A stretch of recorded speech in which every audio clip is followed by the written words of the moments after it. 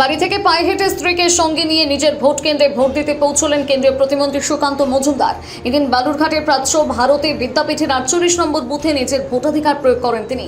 এ বিষয়ে কেন্দ্রীয় প্রতিমন্ত্রী সুকান্ত মজুমদার বলেন, দেখুন, দু চার জায়গায় ইভিএম খারাপ হওয়ার খবর এসেছে। মালদা জেলা থেকে এসেছে, মালদা জেলার মোথাবাড়ি কনস্টিটিউয়েন্সি থেকে পেয়েছি।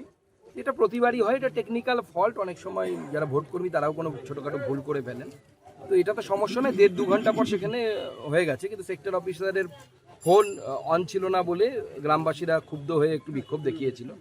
মোটের উপর ভোট শান্তিপূর্ণ। বেশ কয়েকটি জায়গায় তৃণমূল একটু ঝামেলা করার চেষ্টা করছে। আমার কাছে যা খবর, বীরভূম জেলার সিউড়িতে সোর্স জামিংয়ের একটা চেষ্টা করা হচ্ছে। যেহেতু বুথে কিছু করা যাচ্ছে না, কেন্দ্রীয় বাহিনী এবং অন্যান্য ফোর্সেস আছে, কিন্তু যেখান থেকে লোক ভোট দিতে বেরোবে সেই জায়গাগুলোতে মোড়ের মাথায় 10 জন 20 জন করে তৃণমূল গুন্ডা দাঁড়ানোর চেষ্টা করছে।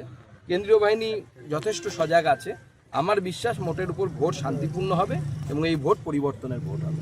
দাদা, সকাল থেকে আজ সেভাবে গোটা রাজ্য জুড়েই আমরা কোনো জায়গাতেই কোনো সেভাবে কোনো হিংসার খবর আমরা দেখিনি। অন্যান্য ভোটের তুলনায় এবার একটু অন্যরকম ভোট দেখছি, কি বলবেন? দেখুন, এটা নির্বাচন কমিশনের সামনে চ্যালেঞ্জ, এবং আমরা অর্থাৎ বাঙালিদের সামনেও এটা বিরাট বড় একটা দাগ আমাদের উপরে, যে প্রত্যেকবার ভোটের সময় এখানে বোমা চলে, গুলি চলে, বোমা পড়ে। বালুরঘাট থেকে রিপন ভৌমিকের প্রতিবেদন, নিউজ টুডে।